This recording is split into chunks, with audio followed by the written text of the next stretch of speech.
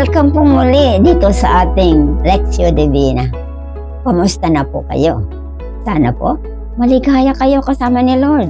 Ano man ang iyong kalagayan sa kasalukuyan. Ako po, si Sister Banji. Ako po naman si Sister Lo.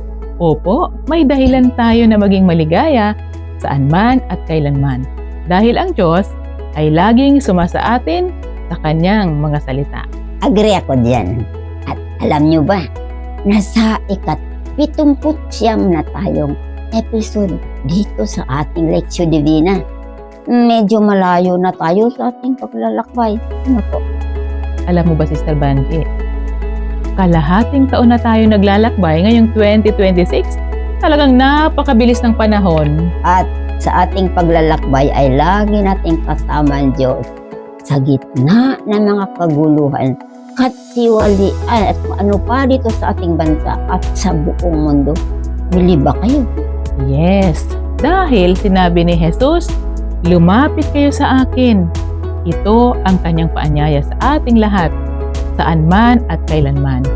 Yan po ang ating pagninilayan ngayon.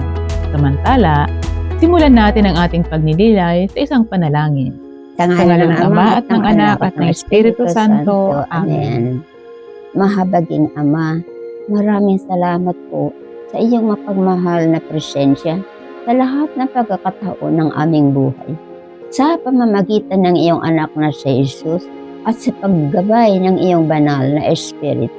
Nawa, patuloy mo po kaming gabayan sa aming pagtahak sa matuwid na landas at ipadala mo po sa amin ang iyong banal na Espiritu sa mga pinuno ng aming simbahan at ng mga bansa upang mamayani ang kapayapaan at sa mga tagapagtanggol ng katotohanan upang manatili ang katarungan.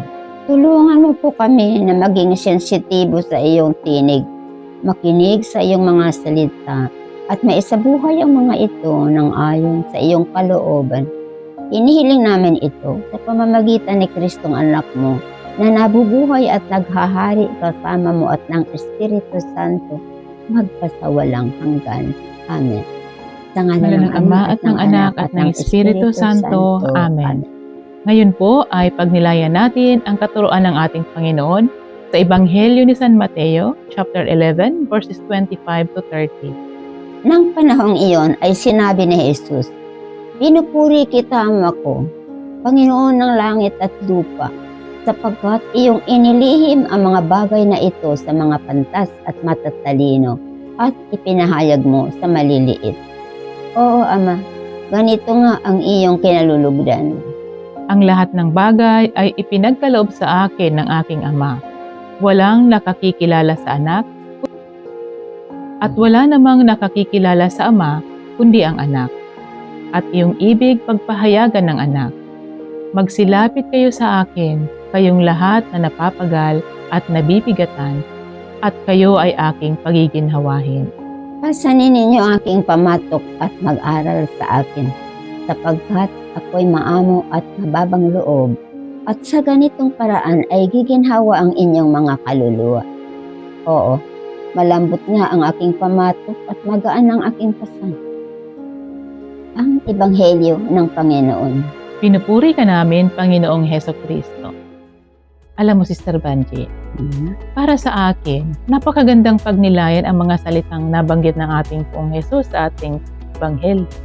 Unang-una, nananalangin siya sa Ama at ipinagdasal niya ang mga taong walang alam.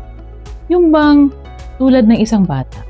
Ako din, natatsa ko diyan. Ito ang kanyang panalangin. "Pinupuri kita, Ama ko, sapagkat iyong inilihim ang mga bagay na ito sa mga pantas at matatalino at ipinahayag mo sa maliliit." Sino ba yung sinasabi ni Jesus na maliliit? In English translation, it refers to being childlike. Pinupuri ni Jesus ang Ama sapagkat ipinahayag niya ang kanyang pagmamahal sa mga inosente at mga walang malay. At alam mo ba, sinabi din ni Jesus, walang nakakakilala sa anak kundi ang Ama, at wala namang nakakakilala sa Ama kundi ang anak, at yung ibig pagpahayagan ng anak. Imagine, si Jesus mismo ang nagpapakilala sa atin tungkol sa Ama. Wow! Very inspiring naman yan. Patuloy palang nagpapahayag si Jesus sa atin kung sino ang Diyos Ama. Pero may kondisyon dyan. Sinabi ni Pope Leo XIV sa kanyang pagninilay, maging mga inosente tayo, tulad ng mga bata na sa kanilang pagiging payak o simple, sila ay namamangha sa mga bagay na ipinagkakaloob ng Diyos kanila. Kailangan pala talaga maging inosente at mababang loob upang makilala natin ang Diyos. Yes, dahil ang kababaang loob ay ang katotohanan. Kung tinatanggap natin ang katotohanan, ipapahayag sa atin ni Jesus ang tungkol sa Ama. At pagkatapos ay sinabi ni Jesus, magsilapit kayo sa akin.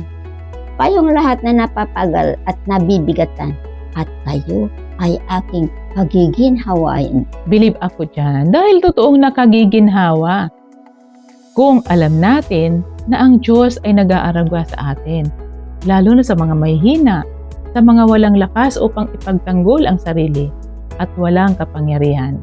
Yung mga nalulumbay at pakiramdam nila na sila ay nag-iisa. Ngunit ang totoo, kailanman ay di tayo nag-iisa. Dahil sa lahat ng pagkakataon ay kasama natin ang Diyos. Maniwala man tayo, hindi. Pero kung minsan, feeling natin, parang pinabayaan tayo ng Diyos. Ang totoo, hindi pabaya ang Diyos dahil naghihintay lang siya na lumapit at magtiwala tayo sa Kanya. Opo, inaanyayahan niya tayong lahat na lumapit sa Kanya. Patuloy siyang nananawagan sa atin, magsilapit kayo sa akin, kayong lahat na napapagal. Marami sa atin ngayon ang napapagal. Sino ba ang mga napapagal? Ang mga nagdurusa, mga inaapi, ang mga nagdadalamhati. Feeling nila, pagod na pagod sa kahirapan ng buhay. Mga biktima ng digmaan, ang mga may sakit. Kailangan nila ang makapagpapaginhawa sa kanila. At mangyayari ito kung tatagampin natin ang paanyaya ni Jesus. Pasanin ninyo ang aking pamatok at mag-aral sa akin, sapagkat ako'y maamo at mababang loob. At sa ganitong paraan ay giginhawa ang inyong mga kaluluwa. Siguro kung minsan, hindi lang natin nakikita ang mga blessings na tinatanggap natin araw-araw. Parang mahirap makita ang blessing kung tayo ay nakatutok sa ating sarili. Upang mapagtanto natin ang mga biyaya ng Diyos, kailangan ang kababaang loob. Kaya nga, patuloy nagpapahayag ang Diyos at mga taong mapagpakumbaba. Diba? Pinagaling niya ang mga bulag, mga pipi, mga pilay. Nagtiwala sila sa kapangyarihan ng Diyos. Di tulad ng mga Pariseyo na nagbubulag-bulagan at pakiramdam nila ay sila ang pinakamarunong. Yes, kaya naman nabanggit ni Jesus, pasanin ninyo ang aking pamatok at mag-aral sa akin sapagkat ako'y maamo at mababang loob. At sa ganitong paraan ay giginhawa ang inyong mga kaluluwa. Ganyan tayo kamahal ng Diyos. Siguro kung sensitibo lang ako sa mapagmahal na presensya ng Diyos sa aking buhay, walang problemang mabigat. Dahil alam ko na ang Diyos mismo ang magpapasan para sa akin. At madarama ko ang kaginhawahan tulad ng ipinangako niya. Totoo yan. Sinabi niya, oo, malambot nga ang aking pamatok at magaan ang aking pasan. By the way, Sister Lou, ano bang ibig sabihin ng pamatok? Sa English yan ay yoke. Yun bang kahoy na ginagamit sa paghila ng araro o anumang bagay na mabigat at inilalagay sa balikat ng baka o kalabaw? Opo, mga koleksyon. Sa panahon ni Jesus, ang pamatok ay simbolo ng mga paghihirap na dulot ng maling interpretasyon sa mga batas ng mga eskriba at mga Pariseyo. Kaya, sa halip na sundan nila ang batas na itinuturo ng mga Pariseyo, ay inaanyayahan ni Jesus ang mga nabibigatan na tanggapin ang pamatok ng kanyang mga salita. Sa ating panahon ngayon, napakaraming pamatok tayong pinapasan. Marami ang nalilito dahil sa misinformation, disinformation. Marami ang nawawala ng pag-asa. Kaya sana patuloy nating sundan ang pamatok ng kanyang mga salita. Sinabi niya, malambot nga ang aking pamatok at magaan ang aking pasan. Yes. Kasama ni Jesus sa pagpasan ng ating pamatok o mga pagsubok, siguradong gagaan ng mga ito. Di po ba? Ayan po, ay pakinggan na natin ang sharing sa Ebanghelyo ng ating mga guests na sina Sister Virgie Ablao at Jessie Caro. Sila po ay mula sa Our Lady of Fatima Parish at Our Lady of Sorrows Parish, Pasay City.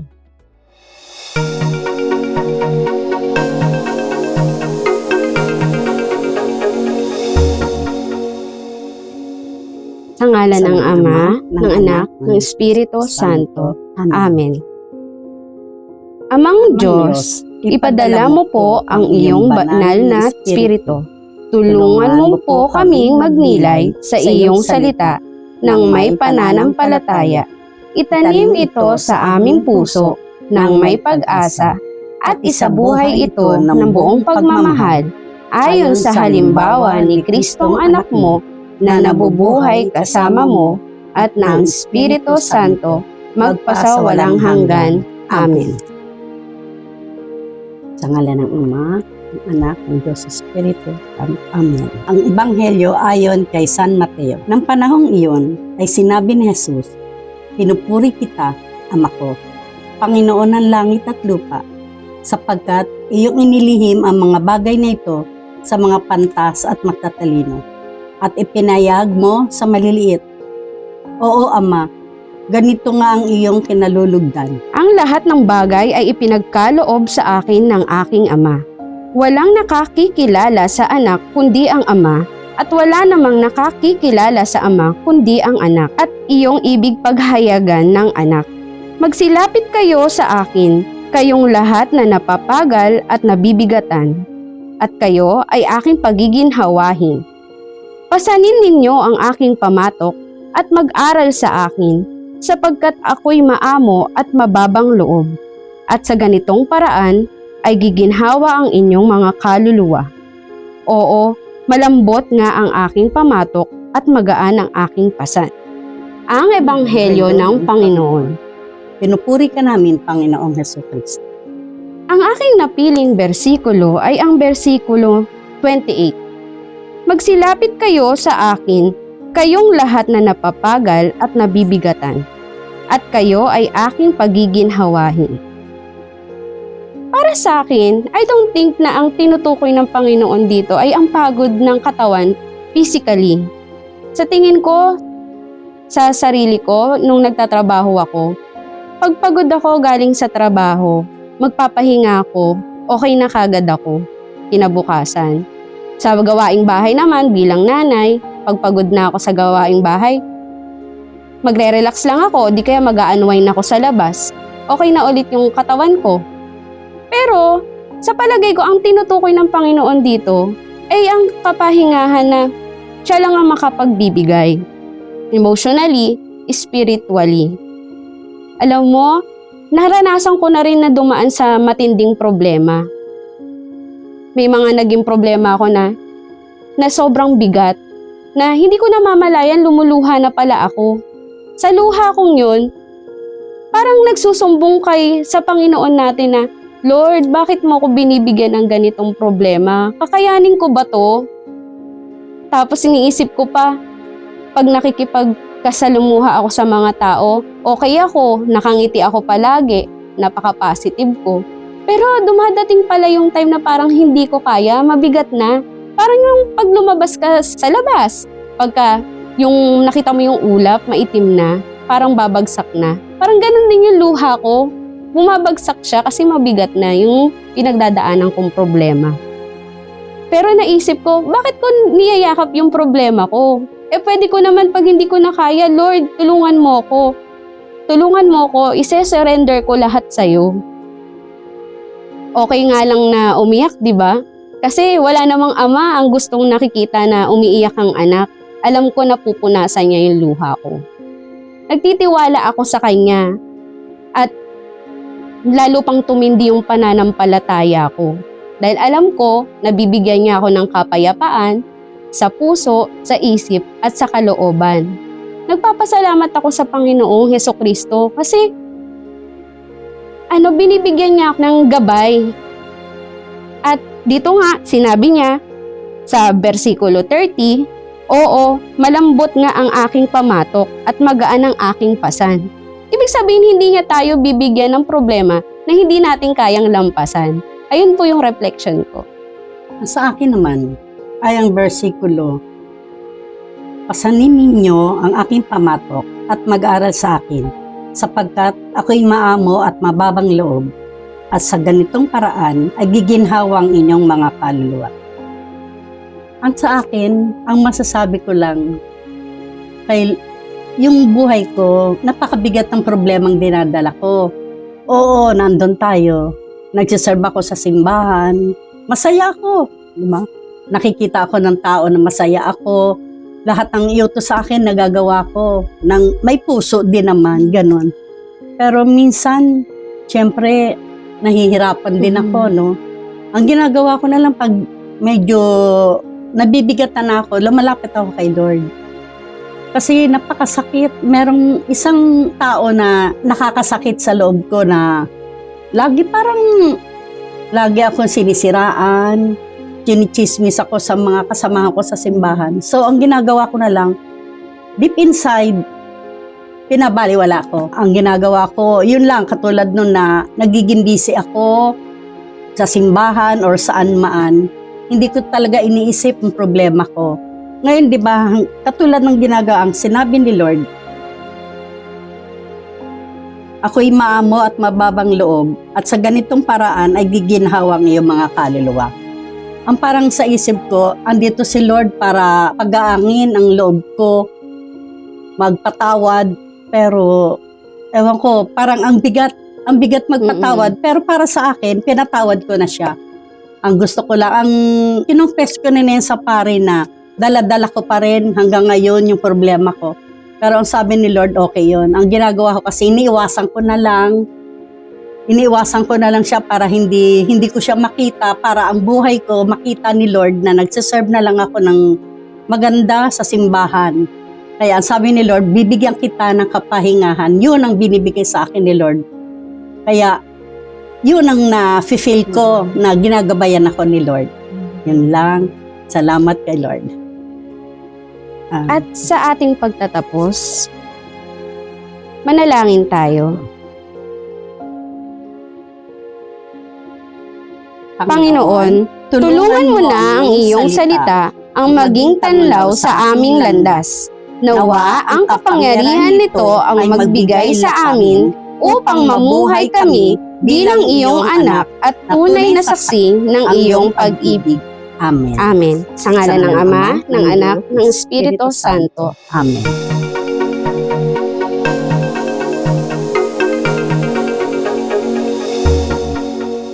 Maraming salamat, Sis Virgie and Yesi, sa inyong sharing. Alalahanin natin na mahal tayo ng Diyos at hindi niya tayo iiwan. Nawa, patuloy tayo magtiwala at manalig sa awa at habag ng Diyos na magsisilbing lakas sa atin sa pagharap sa anumang hamon at sa pagtahak natin sa landas ng buhay. By the way, mga koleksyo, nakaranas na ba kayo ng pagkapagat, ang hihina at kawalan ng pag-asa? Sister Vanji, nasisiguro ko na ang bawat isa sa atin ay nagkaroon ng mga pagsubok sa buhay. Mas maganda siguro kung makapagbabahagi ang ating mga koleksyon ng kanilang karanasan. May kaugnayan sa salita ng Diyos na ating pinagnilayan, ano? Maganda yung proposal mo, Sister Lu. Kaya inaanyayahan namin kayong lahat na ibahagi ang inyong karanasan sa paanyaya ng Diyos. Lumapit kayo sa akin, kayong napapagal. Ano naman ang inyong tugon sa paanyayang ito ng ating Panginoon? Ano man ang inyong karanasan, noon at ngayon ay nagpapaalala ito na ang Diyos ay laging sumasa atin. at nananawagan, lumapit kayo sa akin. Pwede po kayo magbahagi sa comment section. Maraming salamat. Okay po. Sa inyong lahat na nakasama namin sa aming pagninilay ngayon, maraming salamat. At pati sa inyong patuloy na pagsuporta sa aming misyon sa Bible Ministry. Pagpalain na kayo ng ating Panginoon. At sa mga nais pang tumulong, maaari po kayo mag-deposit sa mga sumusunod na bank account. Alaala po namin kayo sa aming panalangin. Manalangin tayo. Sa ngalan ng Ama at ng Anak at ng Espiritu Santo. Amen. Mapagmahal naming Ama, maraming pong salamat sa iyong paggabay at sa lahat ng biyaya na patuloy mo pong ipinagpapaloob sa amin. Maraming salamat po sa iyong mapagmahal na presensya sa pamamagitan ng iyong anak na si Jesus. Maging sensitibo nawa kami sa iyong tinig na patuloy na nagbibigay liwanag sa amin sa lahat ng pagkakataon. Ipinauubaya namin sa iyo, O Ama, ang mga pinuno ng mga bansa at ng aming simbahan, ang intensyon ng aming mga taga-subaybay, ng mga nagdurusa, ng mga may sakit, ng mga biktima ng digmaan at mga kalamidad. Tulungan mo po kami maging mapagmatyag at bukas sa pakikinig sa iyong mga salita sa mga kaganapan sa aming buhay, sa lipunan at sa buong mundo. Hinihiling namin ito sa pamamagitan ni Kristong anak mo na nabubuhay at naghahari kasama mo at ng Espiritu Santo. Amen. Sa ngalan ng Ama at ng Anak at ng Espiritu Santo. Mga kapatid, muli, maraming salamat po. Lagi nating alalahanin, Mahal tayo ni Lord, purihin siya ngayon at magpakailan. See you next first Wednesday of August at 6 p.m. Here in this FB page and YouTube.